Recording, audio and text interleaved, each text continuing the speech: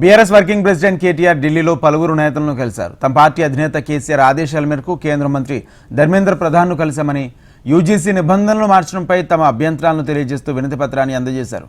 రాష్ట్ర ప్రభుత్వాల హక్కులను హరించేలా కొన్ని నిబంధనలు ఉన్నాయని అన్నారు.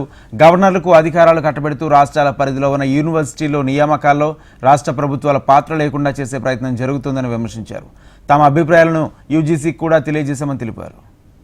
స్టేట్ యూనివర్సిటీస్ ఉన్నాయి, అట్లాగే ఇప్పుడు ప్రైవేట్ రంగంలో కూడా డీమ్డ్ యూనివర్సిటీలు, ప్రైవేట్ యూనివర్సిటీలు ఇట్లా రకరకాలుగా వచ్చినాయి. వీటితో పాటు కొన్ని ప్రత్యేకమైన సెంటర్స్ ఆఫ్ ఎక్సలెన్స్, ఐఐటీలు కావచ్చు, ఐఐఎంలు కావచ్చు, మన హైదరాబాద్ లో ఐఎస్బి కావచ్చు, IIIT కావచ్చు, ఇట్లా కొన్ని నిష్ ఇన్స్టిట్యూషన్స్ కూడా ఉన్నాయి. మేము భారత ప్రభుత్వానికి ఇవాళ ధర్మేంద్ర ప్రధాన్ గారిని కలిసాం, అందరం కూడా కలిసి కేంద్ర HRD మినిస్టర్ గారు. వారికి ఏం విజ్ఞప్తి చేశామంటే, ఈ యూజీసీ మార్చే ప్రయత్నం ఏదైతే చేస్తున్నదో నిబంధనలు, అందులో మొట్టమొదటిది మాకు అభ్యంతరకరమైనది ఏమి అంటే, భవిష్యత్తులో రాష్ట్రాల యొక్క హక్కులను హరిస్తూ ప్రజాస్వామిక అదేవిధంగా సమాఖ్య స్ఫూర్తికి విరుద్ధంగా అన్ని విశ్వవిద్యాలయాలు